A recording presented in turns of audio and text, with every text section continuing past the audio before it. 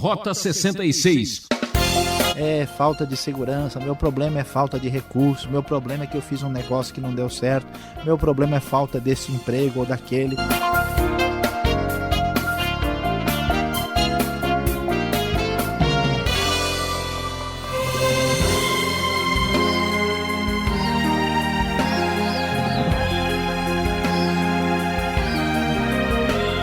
Seus problemas terminaram.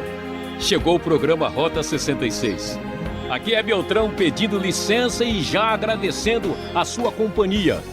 Estamos fazendo uma viagem através do primeiro livro da Bíblia, Gênesis. Hoje o professor Luiz Saião nos leva aos capítulos 32 e 33. A luta continua, mas é com Deus. Esse é o tema do estudo de hoje. Os fortes são mais fortes quando lutam sozinhos, não é mesmo? Você quer ter vitórias na vida? Então vamos à luta!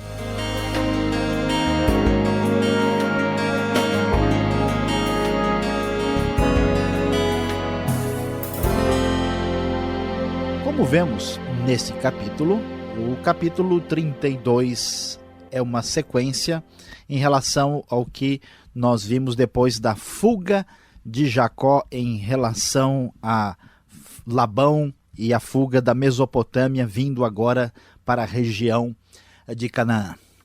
Jacó está pela primeira vez se aproximando novamente da terra de Canaã, de onde ele mesmo tinha saído. E há grandes preocupações na sua mente. Ele está se aproximando da região onde pode ser encontrado seu irmão Esaú. E então Jacó está preocupado e apavorado. O que vai acontecer com Esaú? O que vai acontecer com esse encontro? Ele está absolutamente inseguro. É interessante observar que Jacó vai enfrentar uma das maiores crises da sua vida.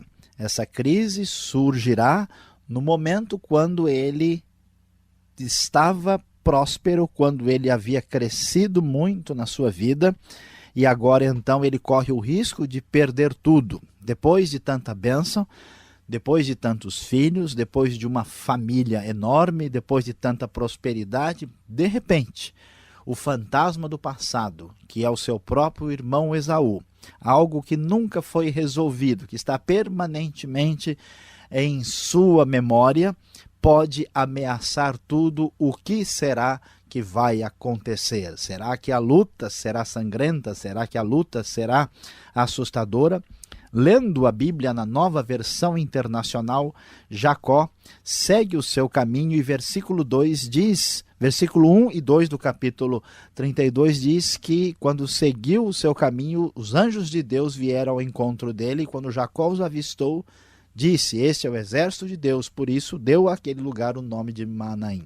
Ele está tenso, está preocupado, está imaginando que vai ver um exército vindo de qualquer lugar. Deus começa dizendo, olha, não se preocupe, os anjos de Deus, o exército de Deus é quem na verdade está trabalhando. Jacó, então, muito assustado com o que pode acontecer, diz o texto da NVI, Jacó mandou mensageiros adiante dele, a seu irmão Esaú, na região de Seir, território de Edom. E lhes ordenou, vocês dirão o seguinte ao meu senhor Esaú, assim diz teu servo Jacó, morei na casa de Labão e com ele permaneci até agora, tenho bois e jumentos, ovelhas e cabras, servos e servas, envio agora esta mensagem ao meu senhor para que me recebas bem. Jacó está antecipando uma possível dificuldade, não sabe o que vai acontecer e tenta presentear o seu irmão para que nada de mal aconteça à sua família. Desesperado e preocupado, Jacó aumenta a sua espiritualidade. Versículo 9, a NVI nos diz, Jacó então orou. Ó Deus de meu pai Abraão, Deus de meu pai Isaque, ó Senhor que me disseste, volte para a sua terra e para os seus parentes, e eu farei prosperar. Ele clama por Deus dizendo, Senhor, eu estou indo, foi o Senhor que me mandou. Agora, por favor, diz versículo 11, livra-me, rogo-te das mãos de meu irmão Esaú, porque tenho medo que ele venha nos atacar, tanto a mim como as mães e as crianças, pois tu prometeste. Esteja certo de que eu farei prosperar e farei os seus descendentes tão numerosos como a areia do mar, que não se pode contar. Jacó, apavorado, não sabe o que vai acontecer quando encontrar Esaú, o seu irmão que o tanto odiou por ter lhe tomado a bênção da primogenitura. Para resolver a situação, Jacó escolhe os presentes do rebanho para mandar para o seu irmão Esaú, faz isso, e o texto bíblico vai nos mostrar que, de fato, Deus abençoa esse encontro. Quando chegamos no capítulo 33, o texto nos diz que, apavorado, Jacó olhou e viu que Esaú estava se aproximando com 400 homens. Então ele dividiu as crianças entre Lia, Raquel e as duas servas, colocou as servas dos seus filhos à frente, Lia e seus filhos depois, e Raquel com José por último, e ele passou à frente. Ao aproximar-se do seu irmão, curvou-se até o chão 7 vezes. Jacó estava desesperado. Ainda no capítulo 32, ele reorganizou toda a ordem do seu rebanho, da sua família, tentando ficar por último, com medo de alguma surpresa terrível que viesse a prejudicar a sua vida e aos seus familiares queridos. Agora chegou o momento final. Depois de tantos anos, depois de tantos conflitos internos, Jacó se encontra diante de Esaú, o irmão que queria e prometera matá-lo. E então, de repente, no momento crucial, a Bíblia nos diz, a NVI traz as palavras que desfilam com beleza. Mas Esaú, versículo 4, correu ao encontro de Jacó e abraçou-se ao seu pescoço e o beijou, e eles choraram. Então Esaú ergueu o olhar e viu as mulheres e as crianças e perguntou: quem são estes? Jacó respondeu: são os filhos que Deus concedeu ao teu servo. Deus abençoara Jacó de tal forma que havia trabalhado muito no seu caráter, mas havia coisas do passado que ainda marcavam tremendamente o seu coração e até a sua vida futura. E agora chegou o momento de crise profunda, quando Deus permitiu este encontro. Permitiu na hora certa, porque Jacó corria um grande perigo. Jacó agora era alguém próspero, alguém estabilizado na vida, conseguiu resolver o problema com seu tio Labão. Chegou no momento em que a autossuficiência poderia ameaçá-lo. Deus providencia o encontro com Esaú para que tudo fosse resolvido. Esaú aceitou o presente que Jacó lhe deu. Tudo foi resolvido em família. Jacó lhe diz no versículo 11, aceita o presente que te foi trazido, pois Deus tem sido favorável para comigo e eu já tenho tudo o que necessito. Jacó tanto insistiu que Esaú acabou aceitando, e vemos que os dois terminam o capítulo 33 em paz. Mas o mais impressionante de toda essa história ainda não é exatamente o encontro com Esaú. No meio, entre o capítulo 33 e a primeira parte do capítulo 32, acontece algo impressionante. Quando Jacó estava para encontrar Esaú, a Bíblia nos diz que ele ficou sozinho. O texto da NVI nos fala, a partir do versículo 24, que então veio um homem que se pôs a lutar com ele até o amanhecer. Quando o homem viu que não poderia dominá-lo, tocou na articulação da coxa de Jacó, de forma que ele deslocou a coxa enquanto lutavam. Então o homem disse: deixe-me ir, pois o dia já desponta. Mas Jacó lhe respondeu: não te deixarei ir, a não ser que me abençoes. O homem lhe perguntou: qual é o seu nome? Jacó, respondeu ele. Então disse o homem: seu nome não será mais Jacó, mas sim Israel, porque você lutou com Deus e com homens e venceu. Prosseguiu Jacó: peço-te que digas o teu nome. Mas ele respondeu: porque perguntas o meu nome, e o abençoou ali. Jacó chamou aquele lugar Peniel, pois disse: vi a Deus face a face. Todavia, minha vida foi poupada. Ao nascer do sol, atravessou Peniel, mancando por causa da coxa. Por isso, até o dia de hoje, os israelitas não comem o músculo ligado à articulação do quadril, porque nesse músculo Jacó foi ferido. O que acontece? Jacó, confiando plenamente na sua força, no seu poder. Homem experimentado, certamente um guerreiro capaz de muitas façanhas, alguém cheio de prosperidade, um patriarca bem-sucedido, quer garantir a sua subsistência e da sua família pelo seu poder, pela sua força. Então Deus lhe propicia no auge da sua crise, uma grande experiência espiritual. Assim como ele tivera a experiência espiritual profunda em Betel, desta vez é Peniel. Como alguém forte que acredita no seu poder, Jacó começa uma luta. E nessa luta ele luta com um homem estranho, diferente. E ele está vencendo essa luta. E então, neste momento, Jacó descobre, percebe que este homem é um ser celestial. Que este homem não é um homem qualquer. E na hora cai a ficha. Na hora ele entende o que está acontecendo e descobre. O que importa não é a sua força. O que importa não é a sua vitória sobre Esaú. Ele percebe que ele depende não de tudo que ele conseguiu, mas sim da bênção do homem celestial. E então ele deixa tudo de lado e diz: não te deixarei ir, a não ser que me abençoes. Ele se concentra nisso. E então o homem diz: olha, o seu nome vai ser mudado para Israel, não será mais Jacó. Você, a partir de agora, se tornará uma pessoa diferente. Você lutou com Deus e com homens e venceu. E ele quer saber o nome do homem. Ele fala sobre a sua experiência espiritual especial, que a sua vida foi poupada. Ele teve um encontro com Deus e o texto termina de maneira surpreendente. Nasceu o sol, bem de manhãzinha. Jacó vem atravessando Peniel, mancando por causa da coxa, porque fora atingido e a sua perna acabou machucada. E ao atravessar aquela região, nós vemos um homem cuja confiança no poder humano foi atingida. Ele está mancando, a sua coxa está machucada, mas espiritualmente sai vitorioso, porque vencer o conflito consigo mesmo, o conflito com seu irmão Esaú, o conflito com a confiança no poder do homem, e entendeu que a bênção só de Deus, somente do próprio Deus.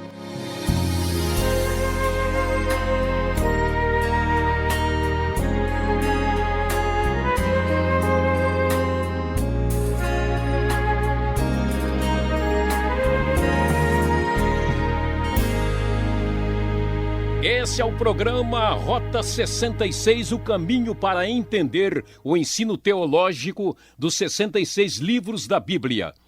Hoje o nosso tema é: a luta continua, mas é com Deus. Gênesis capítulos 32 e 33. Nada se consegue sem sacrifícios. Rota 66 tem a produção e apresentação de Luiz Saião, redação de Alberto Veríssimo, na locução Beltrão. Realização Transmundial. Não desligue, ainda temos uma pergunta.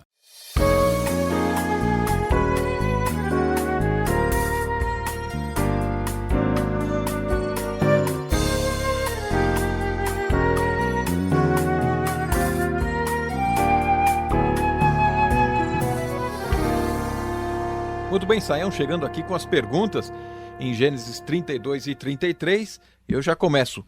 Os resultados do passado perseguem a gente, nós estamos vendo aí o pavor, o desespero de Jacó.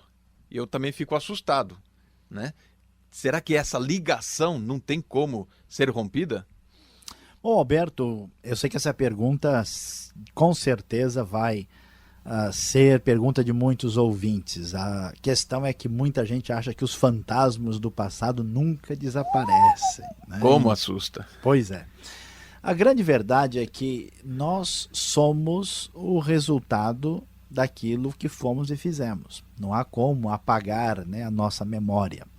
Por isso que quem nunca resolve o seu passado não pode dar passos para o futuro. Portanto, o que a Bíblia nos mostra é que Jacó, numa nova fase, quando Deus vai trabalhar com a vida dele, ele permite que aqueles problemas enterrados meio de qualquer maneira no passado voltem à tona. E isso é uma realidade para nós também. A Bíblia nos promete em Cristo Jesus perdão completo e salvação em Cristo. Muitas pessoas às vezes querem resolver superficialmente sua situação com Deus sem se arrepender, sem resolver um problema, sem acertar uma situação que precisa ser acertada com alguém. E então Deus, na sua bondade, permite certos conflitos e dificuldades para que aquilo seja inteiramente resolvido. É como ter um espinho, né, na mão, é como ter uma espinha no rosto ou um furúnculo, né? Se nós não tratarmos e não tirarmos tudo, o corpo não vai ser saudável. Então, é verdade, se não for tratado em Deus e em Cristo corretamente, os problemas vão nos perseguir. Muito bem, e agora eu já venho emendando com uma segunda pergunta. Como é que Jacó foi poupado nesse drama todo? É esperto mesmo? Foi a esperteza dele, a estratégia de dividir grupos? Ou a providência divina estava acompanhando essa jornada? Excelente questão. Olha só que coisa interessante. De fato, nós vamos ver que Jacó faz tudo o que é possível do ponto de vista humano. Ele faz cálculos de matemática, ele organiza a família de um lado para o outro, quem fica aqui, quem fica lá. Parece um jogo de futebol, quem fica na zaga, quem vai para frente, quem pega no gol. Ele se organiza muito tentando, com isso, ajustar a situação. Depois... Tenta até comprar o juiz, né? Pois é, ele faz um esquema de politicagem, ele manda um monte de presentes para Esaú, olha, tal, somos amigos, não se fala mais nisso, né?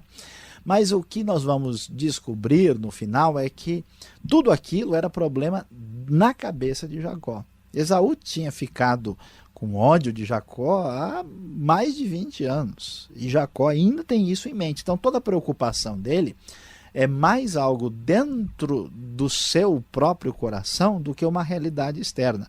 Esaú não estava, neste momento, com nenhum tipo de hostilidade definida.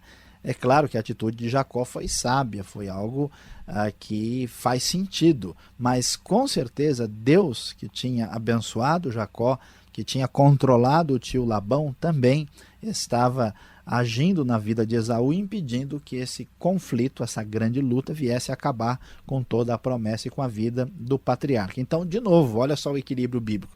De novo, as coisas acontecem, tanto porque nós agimos, às vezes, com sabedoria e bom senso, e também porque Deus está por trás da situação. Não dá para dividir e quebrar a realidade. Como uma moeda, não tem moeda de um lado só. Sempre ela tem dois lados. Nós agimos e Deus também está em ação. Tá certo. E agora chegamos no clímax, no apogeu de todo esse texto. Como podemos entender esta luta que começa aí no versículo 22, né? 24, né? Por que Jacó queria e necessitava tanto de saber com quem lutava? Qual o seu nome, né? Será que ele desconfiava que seria talvez um espião de Esaú? É o pavor dele? Ou ele percebeu na qualidade do lutador que era uma pessoa diferente? Olha, Alberto, Jacó, ele está no auge da vida, na prosperidade máxima. Quando a gente prospera, quando a gente cresce muito, quando a gente está muito bem, é fácil crescer a ilusão de que tudo depende da gente. E então Jacó confiava muito em si mesmo para sustentar e garantir a sua família. E de repente, o grande problema surge mais na cabeça dele, a fragilidade, é uma ironia no texto, a fragilidade está com ele.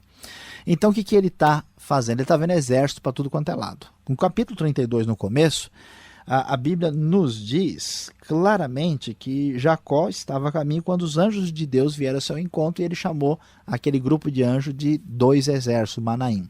A ideia é a seguinte, Jacó está esperando ver exército, ele está assim, achando que qualquer homem ou homens de Esaú vão chegar, e Deus diz, olha, calma, o único exército que tem aqui é o meu, eu estou cuidando de você, você não acabou de escapar do Labão, você não passou tudo que passou porque eu te preservei? Então, fica frio, baixa a bola, fica quieto, Jacó, calma aí. Jacó está apavorado. Quando ele arruma tudo e faz o pessoal atravessar ali o ribeiro, né, para o outro lado, e ele fica por último, aí o homem aparece. É muito possível, acho que você está certo na sua dúvida aí, muito possível que ele imaginou, pronto, chegou um espião guerreiro de Esaú e eu vou resolver isso no braço, na força, porque eu sou... Agente 007 para pegar. O James Bond aí do Esaú chegou, eu vou resolver isso no braço porque eu sou forte, e ele começa a lutar. Nessa luta nós não temos os detalhes, a Bíblia deixa o suspense pra gente, né? Ele descobre que esse ser é celestial, que ele foi enviado por Deus, e ele é atingido e machucado na coxa, né, e não pode lutar com a mesma força quando ele estava prevalecendo. E então Jacó é humilhado por Deus, e descobre que a força não vem dele. Ao perceber isso, ele então quer saber, né? O nome é a identidade da pessoa, tem muita importância na Bíblia. E ao saber o nome, você domina a situação e tem condição de ter um relacionamento, né, definido. Mas o ser celestial faz questão de não dizer nada. Olha, o problema não é o meu nome, eu sou Deus, não tenha controle sobre mim, o problema é o seu nome. O seu nome vai ser mudado, você tem uma nova experiência. E Jacó aprendeu tanto isso que no finalzinho do capítulo, versículo 20, no 33, o que ele faz quando ele chega lá em Siquém, já em Canaã, ele edifica um altar e chama esse altar, a NVI diz para nós, El Elohe Israel, ou seja, Deus, o Deus de Israel, ou a ideia aí é Deus o poderoso de Israel. A ideia é o seguinte, poderoso mesmo é somente o Deus, e pelo seu poder é que eu sou sustentado e sou vitorioso.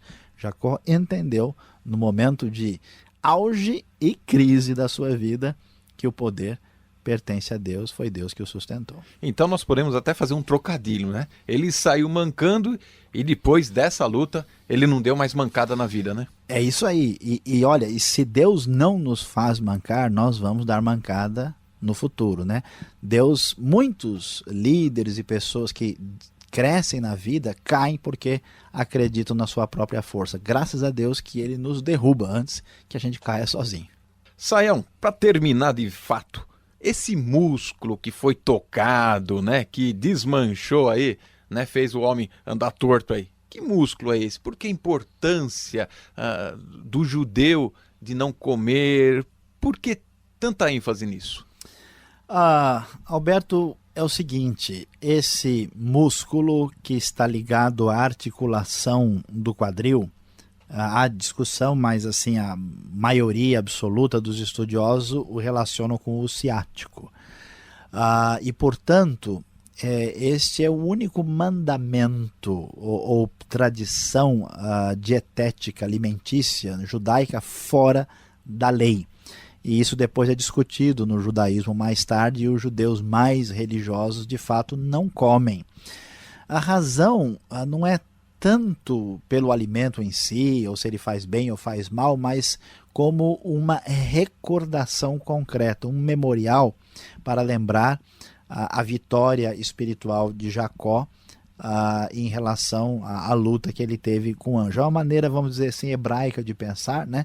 É como nós vemos aqui o contrato que foi feito com Labão, precisou colocar uma coluna de pedras levantada. A gente tem o que a gente chamou de raciocínio prático, né, que leva a coisa assim, vamos aos finalmente e deixa de burocracia, mas a mentalidade hebraica é diferente. Então era um elemento concreto que marcava a lembrança dessa história. É a mesma coisa que de certa forma a gente tem na ceia do Senhor. Por que tem que comer o pão, tomar aquilo? Será que isso tem importância, vai fazer diferença?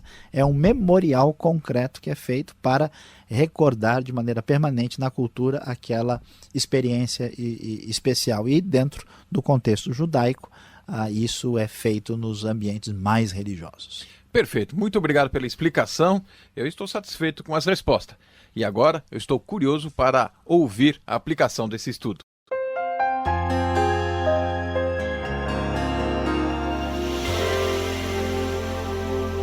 Depois de estudarmos Gênesis 32 e 33 a respeito da luta continua, mas sim com Deus, nós temos uma grande lição a aprender aqui. A razão principal desses capítulos é nos mostrar que o nosso problema é espiritual e moral.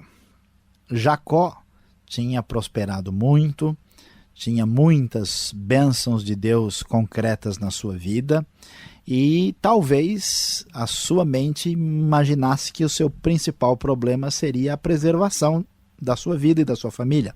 O foco da sua atenção estava na questão física, na questão de manutenção da segurança da família. Quando conversamos com as pessoas no dia a dia e eles nos falam dos seus problemas, geralmente eles falam, meu problema é falta de segurança, meu problema é falta de recursos, meu problema é que eu fiz um negócio que não deu certo, meu problema é falta desse emprego ou daquele.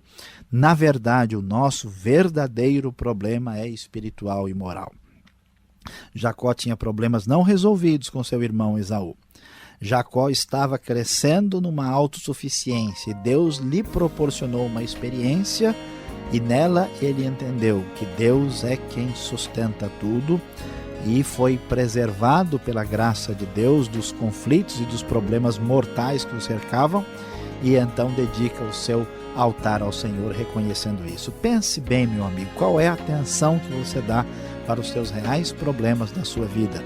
Deus certamente quer te dar uma experiência espiritual profunda para que as questões mais sérias da vida sejam de fato resolvidas em Deus. Que Deus te abençoe.